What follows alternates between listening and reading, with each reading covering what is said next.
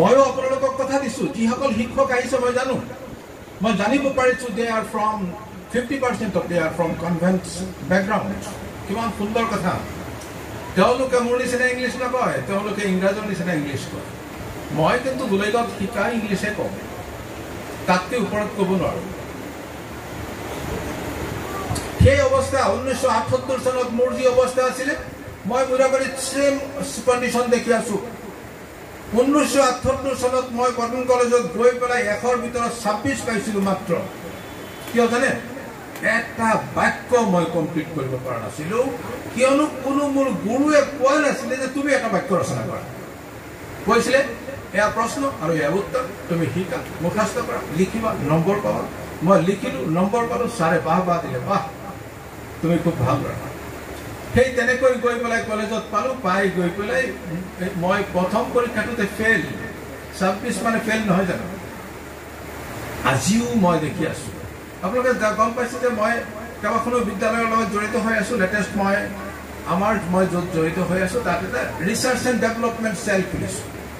Research and development কিহৰ কাৰণে? Research for what and development for what? Research কৰিছোঁ তোমালোকক জানিবৰ কাৰণে, আৰু ডেভেলপমেণ্ট হৈছে তোমালোকৰ ভৱিষ্যত উন্নয়নৰ কাৰণে। সেই বস্তু ফিজিকেল লেবৰে স্থাপন কৰে, কিন্তু আমি একেচিয়ানসকলে আমি ছ'চিয়েল ছেক্টৰত স্থাপন কৰি পেলাই আমি তোমালোকক জানিব খুজিছোঁ। এই স্কুলতো সেইটোৱে কামেই হ'ব। ভৱিষ্যতে আপোনালোকৰ প্ৰতিজন সন্তান যিসকল ইয়ালৈ আহিব, প্ৰত্যেককে আমি জানিম, আমি ষোল্ল আনা জানিবলৈ চেষ্টা কৰিম। অৰ্থাৎ আল্লাহ তাআলাই আপোনাৰ বাচ্চাক কিমানখিনি গিফ্টেড, কিমানখিনি গুণ দি পেলাই পঠিয়াইছে, নে আৰু কিবা দুখো দিছে নেকি, মানে কিবা উইকনেছো আছে নেকি? তেওঁৰ মনত কোনটো সপোন জাগি উঠিছে, সেই সপোন আমাৰ লগত ব্যক্ত কৰিব। তেওঁলোকে প্ৰত্যেকজন ছাত্ৰই আমাৰ নিজৰ বিৱৰণী সম্পূৰ্ণভাৱে সত্যভাৱে আমাক অৱগত কৰাব। তেওঁ কি ভাল পায়, তেওঁ কি বেয়া পায়, তেওঁ কোনখিনি স্বাভাৱিকতে ভাল আৰু স্বাভাৱিকতে বেয়া, আৰু তেওঁৰ মনত কি কোন ছাবজেক্টৰ প্ৰতি। আমাৰ প্ৰিন্সিপাল চাহাব এতিয়া অকণমান আগতে ক'লে কথাটো, মাছক যদি পাহাৰ বগাবলৈ দিয়া হ'লহেঁতেন ফাৰ্ষ্ট হ'লহেঁতেন নে? নহ'লহেঁতেন। ইয়াৰ অন্তৰালত হৈছে যে তোমালোকৰ ভিতৰত যিখিনি স্বাভাৱিকভাৱে আল্লাহ তাআলাই তোমালোকক যিখিনি গুণ দিছে, যদি সেইফালে গতি কৰা তেনেহ'লে তোমালোকৰ কম্পিটিশ্যনত জয়ী। আৰু যদি সেইফালে সেইটো গতি নকৰি বেলেগ ফালে মই টানি লৈ যাওঁ, তেতিয়াহ'লে তোমালোকৰ গতিৰ কোনো প্ৰাইজ পোৱাৰ কোনো আশা নাই। সেই খেলত ৰণত পৰাৰ নিচিনা অৱস্থা হ'ব। অৰ্থাৎ মই তোমালোকক ক'ব খুজিছোঁ, তোমালোকৰ প্ৰত্যেকজন ছাত্ৰক, স্কুল কৰ্তৃপক্ষক উদ্দেশ্য কৰি মই এইখিনি কথা কৈছোঁ, আপোনালোকে প্ৰত্যেকজন ছাত্ৰক জানক, প্ৰত্যেকজন ছাত্ৰৰ দুৰ্বলতা ক'ত আছে আপোনালোকে চিনি পাওক।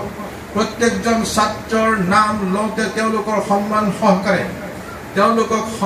সহকাৰে, কাৰণ কি 7 বছৰ পিছত জানিব এটা কথা যে বিশ্ববিশ্ৰুত বৈজ্ঞানিকসকলে, মনোবৈজ্ঞানিকসকলে কৈ দিছে যে 7 বছৰ পিছত যাক আমি দুষ্ট বুলি কৈছোঁ, সিও মোক দুষ্ট বুলি কৈছে। ছাৰ ময়ো জানো আপোনাক, আপুনিও সিমান ভাল নহয়। অৰ্থাৎ বিবেচনা কৰা, অৰ্থাৎ আমাক চালি জাৰি চোৱাৰ ক্ষমতা 7 বছৰৰ পিছৰ পৰাই যদি হয়, তেতিয়াহ'লে আমাৰ সন্মুখত বহি থকা প্ৰত্যেকটো ছাত্ৰ ছাত্ৰীৰ আগত আমি কিন্তু যিটো ভাবি আছোঁ সেইটো নহয়, তেওঁলোকে ভাল কি বেয়া কি, মই কিমান ভাল মই কিমান বেয়া, সেইটো জাজ কৰিবলৈ চেষ্টা কৰি আছে টিচাৰ হিচাপে।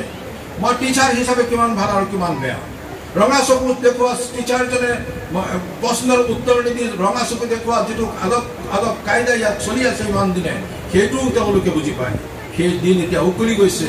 আমি আমাৰ সন্তানক, মোৰ নিজৰ সন্তানটো আৰু মোৰ বন্ধুজনৰ সন্তান যিজনক মোৰ ইয়ালৈ মোৰ ওপৰত আশা কৰি পঠিয়াইছে, প্ৰত্যেকটো সন্তানৰ আমি যত্ন ল'ব লাগিব। কোনে? আমি প্ৰত্যেকজন শিক্ষকে। আমি শিক্ষকে তেওঁলোকক জীৱন গঢ়ি তুলিবৰ কাৰণে তেওঁলোকক নজনাকৈ যদি আমি ডাঙৰ প্লেন প্ৰগ্ৰাম কৰোঁ, তেতিয়াহ'লে সেই প্লেন কেতিয়াও ফলৱতী নহয়। গতিকে তাৰ কাৰণে প্ৰত্যেকজন ষ্টুডেণ্টক ইভেন যদি পৰা যায়, তেওঁৰ ছ'চিঅ' ইকনমিক বেকগ্ৰাউণ্ড পৰ্যন্ত জানিবলৈ চেষ্টা কৰিব লাগিব। অৰ্থাৎ তেওঁ পিন্ধি অহা টাইটো যদি ইয়াত নালাগি এইফালে লাগি আছে, তেতিয়াহ'লে বুজা গ'ল তেওঁৰ ছ'চিঅ' ইকনমিক বেকগ্ৰাউণ্ডটো কি। আৰু যদি তেওঁৰ জোতা আজি বোকা লগা নাই, যদি গম পোৱা যায় যে জোতাত আজি 3 দিন আগৰ জোতা আছে, তেতিয়াহ'লে গম পোৱা যায় যে তেওঁৰ ছ'চিঅ' ইকনমিক বেকগ্ৰাউণ্ডটো কি, মানে তেওঁৰ ঘৰখনৰ অৱস্থাটো কি। তেতিয়াহ'লে এই অৱস্থাত আপোনালোকে যিটো ভাবিছে যে আমাৰ কথা হৈছে যে আমি আৰু মৈৰাবাৰীত মোৰ নিজৰ কথা কৈ আছোঁ, মোৰ নিজৰ গাঁওখন মুৰাবাৰী নামৰ গাঁওখন নহয়, ইয়াৰ পৰা 10 মাইল ৰেডিয়াছৰ যিখন মোৰ এৰিয়া, সেই মুৰাবাৰীৰ কথা কৈছোঁ। ইয়াত আৰু ভৱিষ্যতে কেতিয়াও যেন কোনো ল'ৰা ছোৱালীয়ে 2nd ডিভিজন 3rd ডিভিজন নাপায়, তাৰ কাৰণে আমি সপোন দেখিছোঁ আৰু তাৰ কাৰণে কৰ্মৰত হৈছোঁ। আৰু 10 বছৰ সময়, এবছৰ 2 বছৰ 3 বছৰ নহয়, 10 বছৰ সময়ত আমি আমাৰ ছাত্ৰক যিজনক ভাবা হৈছে যে ইটো গৰু নহ'লে গাধা, যিটোক ইমান দিনে গৰু বুলি কোৱা হৈছিলে, ফাৰ্ষ্ট দুটা বেঞ্চত ভাল ল'ৰা ছোৱালী, চোকা ল'ৰা ছোৱালী, তাৰ পিছৰ বেঞ্চত দুটা বেঞ্চত গৰুবিলাক বহে আৰু লাষ্ট বেঞ্চত গাধা বহে। এইটো চিষ্টেম চলি আহিছে আজি 70 বছৰ ধৰি পেলাই। আমি লাষ্ট বেঞ্চত বহা ছাত্ৰ ছাত্ৰীক আমি কিয় লাষ্ট বেঞ্চত বহিবলৈ সদায় কওঁ? এইটো অন্যায় হোৱা নাই জানো?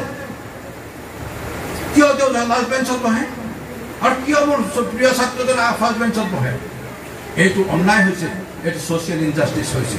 সেই বস্তুটো ইয়াত আৰু এই স্কুলত থাকিব নালাগে।